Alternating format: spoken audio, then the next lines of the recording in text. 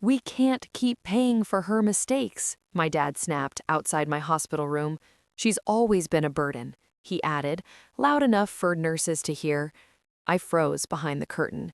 Then a stranger stepped forward and said, "Is Olivia here? I have something for her." My name is Olivia Harper, and I'm 34 years old. I work as a night shift nurse's aide while trying to finish my degree in healthcare administration.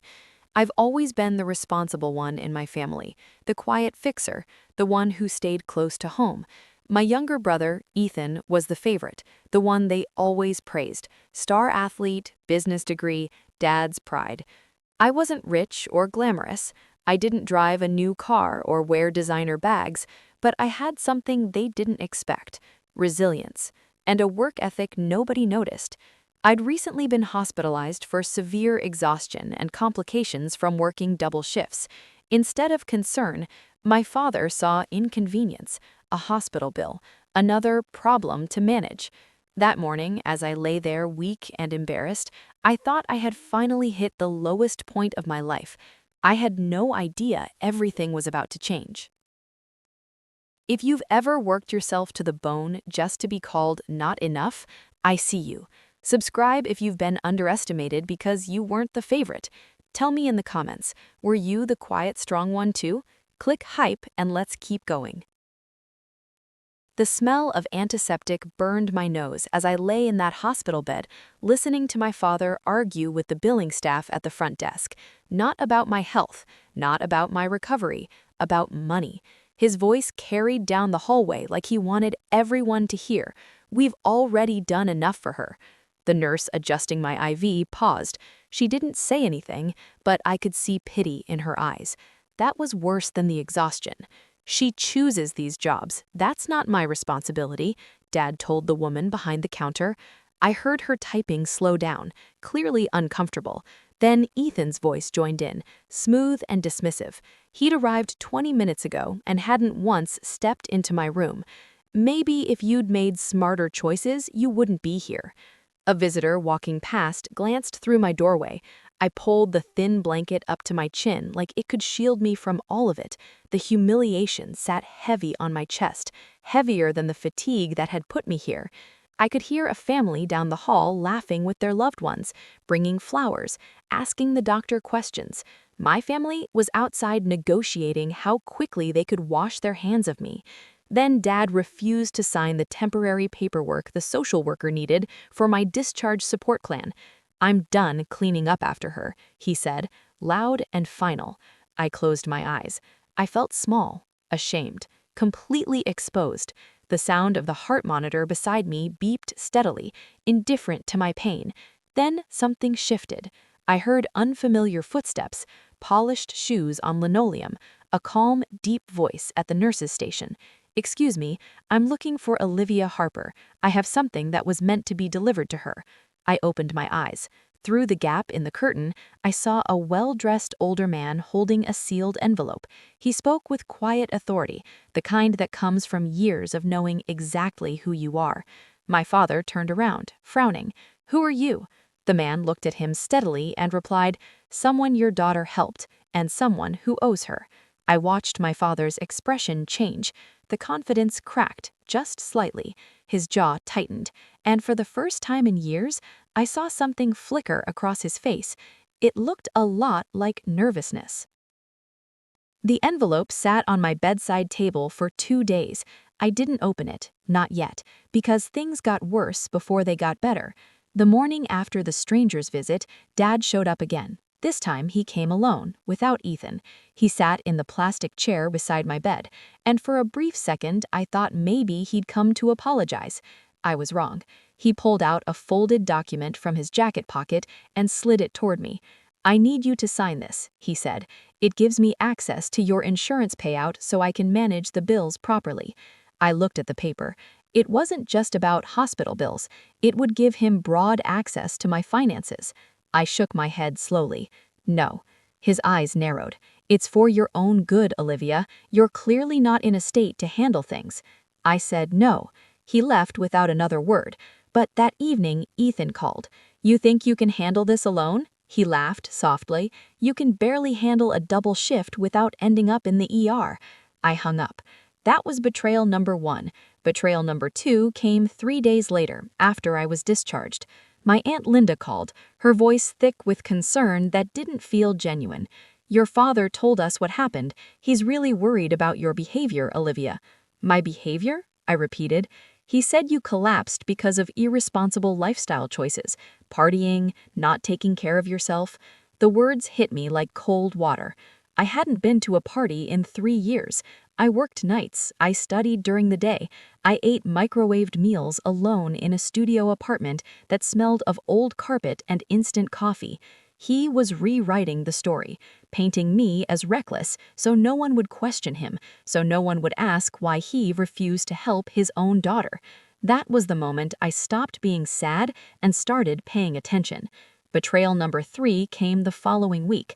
Dad called and told me plainly that if I didn't cooperate, I shouldn't expect to stay in the family home during my recovery. "If you don't work with us, don't expect help," he said. His voice was flat, businesslike, like he was firing an employee. In the background, I heard Ethan laugh. "Maybe this will teach you gratitude," he called out. I held the phone away from my ear and stared at the ceiling. The water stain above my bed looked like a map of nowhere. Through it all, I stayed quiet. I stayed observant. I kept the sealed envelope tucked inside my pillowcase, unopened, waiting. And I started doing something they never anticipated. I began recording conversations on my phone. Every call, every visit, every sharp word. My tone shifted inside. The hurt didn't disappear, but it made room for something harder. Clarity. They believed they had already won. They thought I was weak because I was quiet. They had no idea what quiet really meant.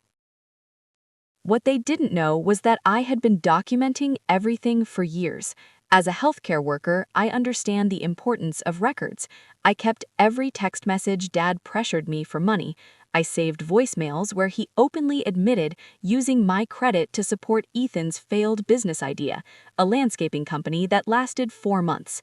I had screenshots of bank transfers I never approved, withdrawals from a joint account I'd forgotten to close. And inside that sealed envelope, I finally opened it on a Tuesday night, sitting on my apartment floor with a cup of tea going cold beside me. Inside were copies of a legal affidavit from the stranger at the hospital. His name was Gerald Whitfield. He was a former patient's family member. Years ago, when his wife was in the facility where I worked, I had paid for her emergency medication out of my own pocket because the pharmacy wouldn't release it without immediate payment. I never told anyone. Gerald never forgot. It turns out Gerald was an investigative accountant. After learning about my family situation, he had quietly looked into my father's small contracting business. He'd uncovered irregularities, contracts billed twice, payments routed through accounts that included my name without my knowledge.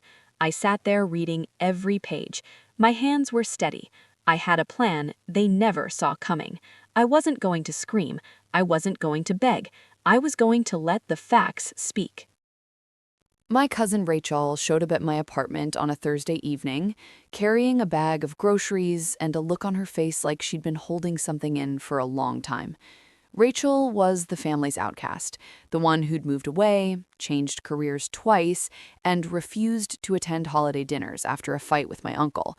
Nobody took her seriously, but she was honest, and that night, honesty was exactly what I needed. "I never believed your dad's version," she said, setting a carton of eggs on my counter. "They've always treated you like the extra piece, like you were only there to make Ethan look better by comparison." Hearing someone say it out loud made my throat tighten, but I didn't cry. I was past crying. Rachel sat down at my small kitchen table and I told her everything. The envelope, the affidavit, the recordings, the unauthorized transfers. She listened without interrupting, which is rare for Rachel. When I finished, she leaned back and said, "You know he borrowed money from Uncle Steve and Aunt Linda too, right? Told them it was for home repairs." It wasn't. That didn't surprise me, but it confirmed a pattern. She pulled out her phone and showed me messages from other relatives, conversations where Dad had asked for loans under false pretenses, each one a small lie wrapped in family obligation. Over the next 2 weeks, Rachel helped me organize everything. We sat on my living room floor surrounded by printed emails, phone records, and bank statements. She created a digital folder and backed it up twice. She also connected me with a local legal clinic that offered free consultations for financial abuse cases. The attorney there, a quiet woman named Dr. Patel, reviewed my documents and told me I had a strong case for credit fraud and unauthorized use of identity. Meanwhile, Dad grew more arrogant. He told relatives I'd come crawling back any day now. He said it like a prediction, but it sounded like a threat. Ethan posted vague comments on social media, things like, "When family becomes toxic, you have to protect your peace." He was talking about me. The irony would have been funny if it didn't sting. Rachel saw the posts and shook her head. "You don't have to fight loud," she told me. "Just fight smart." Then it happened. Dad called a family meeting to clear the air. He wanted everyone in the living room, his turf, his rules. I agreed to attend. I packed a folder with copies of everything, and I brought the sealed envelope. Rachel drove me there. She squeezed my hand before we walked in. "You ready?" I nodded. "I've been ready." The living room smelled like wood polish and coffee, the same way it had my entire childhood. Every chair was filled. Dad sat at the head of the table, arms crossed, wearing the expression he always wore when he believed he was in charge. Mom sat to his left, silent, her hands folded in her lap. Ethan leaned back in his chair near the window, scrolling his phone like he had somewhere better to be. Aunt Linda and Uncle Steve sat on the couch. A few other cousins lingered near the doorway. Rachel stood beside me. Dad cleared his throat. "We're here because Olivia needs to take responsibility for the stress she's put on this family." I said nothing. I let him talk.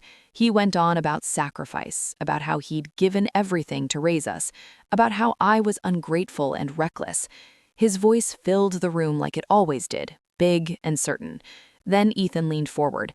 "We're tired of cleaning up your mess, Olivia, honestly." I looked at him for a moment. Then I reached into my bag, pulled out my phone, and placed it on the table. I pressed play. Dad's voice filled the room. "She's always been a burden."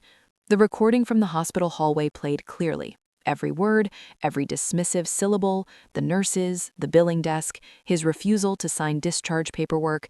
The room went completely still. Aunt Linda's mouth opened slightly. Mom looked down at her hands. I stopped the recording and opened my folder. I laid printed bank statements across the table, one by one.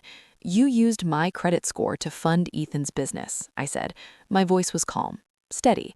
"There are transfers here I never authorized, accounts opened in my name without my consent." Dad's face went red. "That was family support. That's what families do." "No, that's fraud." Then I opened the sealed envelope.